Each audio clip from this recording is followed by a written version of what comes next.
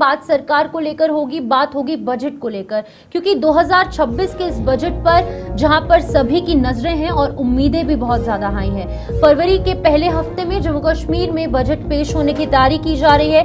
केंद्रीय बजट के बाद जम्मू कश्मीर बजट के जो अंतिम आंकड़े हैं वो तय होंगे। सबसे पहले यहाँ पर यूनियन बजट पेश होगा, उसके बाद जितना पैसा जम्मू कश्मीर के खाते में आएगा, उसके बाद जम्मू कश्मीर का बजट फरवरी के पहले हफ्ते में आने की पहले से ही बातें उठ रही है। और उमर अब्दुल्ला जो है वो अपना दूसरा बजट पेश करेंगे, क्योंकि उमर अब्दुल्ला सरकार को लगभग 14 से 15 महीने हो गए हैं। 2024 के अंदर अक्टूबर के महीने में सरकार बनने के बाद 2026 में जो है फरवरी के महीने में अपना दूसरा बजट पेश करेंगे। फाइनेंस मिनिस्टर होने के नाते ये ऐलान किया जाएगा कि जम्मू कश्मीर में किस डिपार्टमेंट को, किस एरिया को कितना बजट अलॉट किया जाएगा। बड़े ऐलानों की उम्मीद पहले से है और रमजान के चलते 2 चरणों में विधानसभा का बजट सत्र चलेगा। पूरी जानकारी क्या है आपको बता दें। जम्मू कश्मीर का प्री बजट आर्थिक सर्वेक्षण और वित्तीय वर्ष 2026-27 का वार्षिक बजट फरवरी के पहले सप्ताह में विधानसभा में पेश किए जाने की संभावना है।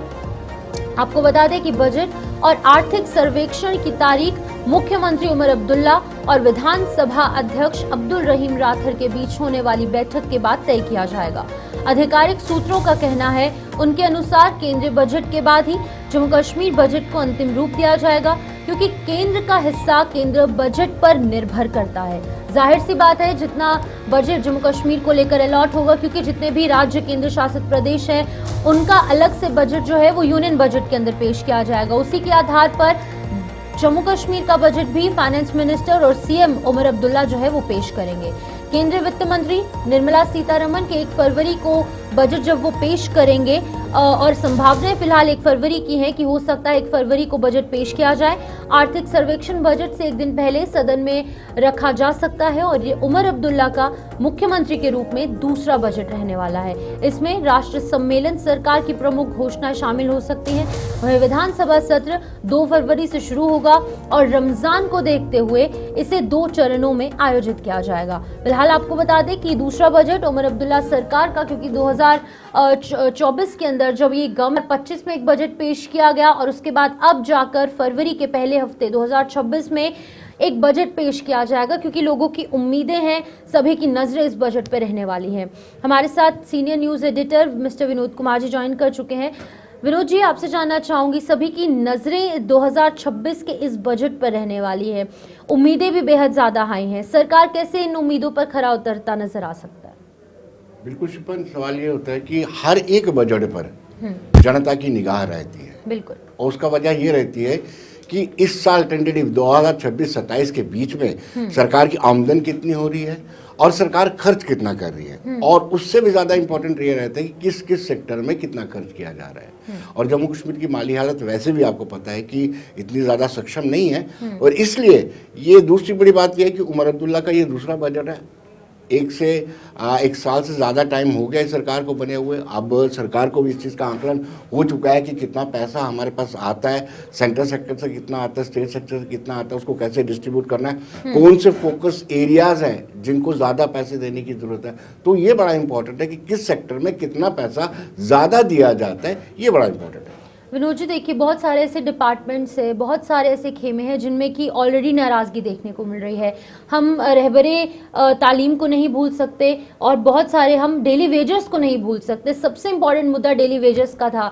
जब से सरकारें बनने की बातें निकल कर सामने आई कि विधानसभा के चुनाव होंगे, सबसे पहला मुद्दा कोई भी पॉलिटिकल पार्टी हो, डेली वेजर्स का निकल कर सामने आया। इस बजट में डेली वेजर्स और बाकी के जो डिपार्टमेंट्स, बाकी के जो लोग हैं जो ऑलरेडी डेली वेजर्स के तौर पर काम कर रहे हैं, उनको कैसे ध्यान में रखा जाएगा, उनकी मांगे कैसे पूरी हो पाएंगी?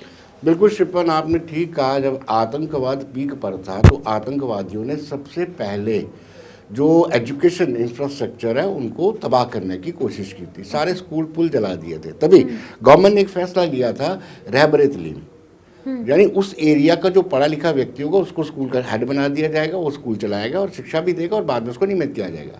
रहबरे, खेल, रैकरे, जंगलात, ये सारी चीज़ें बनती। साथ साथ में डेली वेजर, जो पीएचई के डेली वेजर है, बाकी डिपार्टमेंट के डेली वेजर है, उनकी तादाद करीब 65,000 से ज़्यादा है।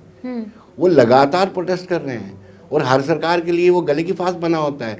इस सरकार ने गठन के बाद एक कमेटी गठित की और ये कहा है कि फेज मैनर में उनको रेगुलराइज किया जाएगा, यानी चरणबद्ध तरीके में उनको नियमित किया जाएगा।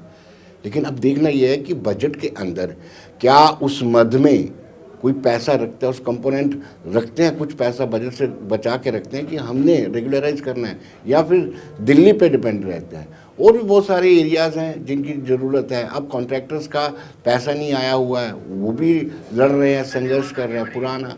इसलिए बहुत सारे ऐसे फैक्टर हैं, जैसे इंडस्ट्रियलिस्ट हैं, उनकी भी बड़ी सारी मुतालबात हैं, उनको भी बजट पर बड़ी निगाह है।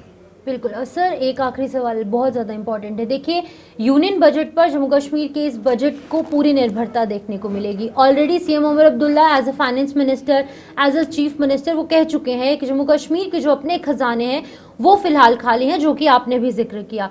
अब यूनियन बजट की तरफ से अगर थोड़ा सा सपोज कम बजट जम्मू कश्मीर के लिए पेश किया जाएगा और उस बजट से जम्मू कश्मीर के जितने भी डिपार्टमेंट्स हैं, जितने भी लोग हैं, उनके लिए वो सही नहीं होगा, सक्षम नहीं होगा इन केस, तो कैसे CM Umar Abdullah as a finance minister सभी लोगों को साथ लेकर चलते नजर आएंगे? बिल्कुल चिपन, ये निगाह, हमारी जो निगाह रहती है जम्मू कश्मीर की, वो रहती है केंद्र सरकार की बजट पर। बिल्कुल। केंद्र अपनी झोली से जम्मू कश्मीर को कितना देता है, इस पर जम्मू कश्मीर का बजट निर्भर करता है। बिल्कुल। अब देखना यह है कि निर्मला सीतारमन जो यूनियन फाइनेंस मिनिस्टर हैं, वो मुझे लगता है कि 1 फ़रवरी को अपना बजट पेश करेंगे। उस बजट में हमारे लिए कितना कंपोनेंट रखा जाता है, कितना हिस्सा हमें मिलता है, कितना पैसा हमें मिलता है, उस पर डिपेंड करता है कि हम उस पैसे का किस तरीके से, यानी कुल मिला के देखा जाए शिवपन, चाहे यूटी हो, चाहे चुनी हुई सरकार हो, चाहे स्टेट फुल फ्लैश स्टेट थी, तब भी हमारी निगाहें केंद्र पर ही थी।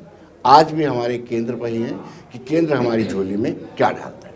बिल्कुल। विनोद जी, एक छोटी सी बात यहाँ पर कहना चाहूँगी, सिर्फ ऑपोजिशन ही नहीं, जो सरकार के अंदर बैठे हुए नुमाइंदे हैं वो भी विद इन द पार्टी, जिस पार्टी की हुकूमत जम्मू कश्मीर में है, वो भी बहुत ज़्यादा नाराज़ कहीं ना कहीं अपनी ही पार्टी की लीडरशिप से है, जो कि साफ हो चुका है पूरे जम्मू कश्मीर में। अब as a finance minister Umar Abdullah पर कितना दबाव होगा, क्योंकि ऑलरेडी बहुत सारी चीज़ें उनको सुनने को मिल रही हैं, छोटी छोटी बातें हैं, चाहे स्मार्ट मीटर्स को लेकर है, 12 सिलेंडर्स को लेकर है, बाकी चीज़ों को लेकर है। तो इन तमाम जो पुरानी जो उन पर आरोप लगे आ रहे हैं और अब ये नया बजट पेश होगा, दोनों को कैसे तालमेल मिलाकर देखने को मिलेगा? बिल्कुल शिपन, फ्रीवीज की बात जब हम करते हैं तो इन्होंने अपने मैनिफेस्टो में ये कहा था कि हम सिलेंडर भी देंगे, बहुत सारे बिजली की भी, ये भी यहाँ तक कहा था कि हम मीटर जो स्मार्ट मीटर में फेंक देंगे, यहाँ चिनाब में फेंकेंगे, तवी में फेंकेंगे, जेलम में फेंकेंगे। लेकिन अब उनको वादों को पूरा करने का वक्त आ गया, क्योंकि विद इन पार्टी बहुत सारी नाराजगी हो रही है। जैसे आगा शायद रउल्ला मेहंदी देख लीजिए, वो नाराज है, तो इसलिए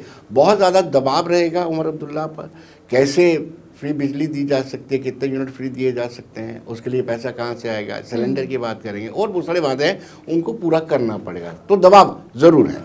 ओके, ठीक है। बहुत बहुत शुक्रिया विनोद जी तमाम ये बातें साझा करने के लिए। तो फिलहाल एक दबाव ज़रूर है जम्मू कश्मीर की सरकार पर, और वहीं पर दूसरी तरफ लोगों की उम्मीदें बेहद ज़्यादा हाई हैं, क्योंकि 2 साल होने को हैं, ऑलमोस्ट 1.5 साल हो चुका है उमर अब्दुल्ला की सरकार को बने हुए। अब देखना ये होगा दबाव और इन उम्मीदों के बीच में किस तरीके से बीच का रास्ता निकाल कर सभी लोगों की जो उम्मीदें हैं उन पर खरा उतरा जाएगा।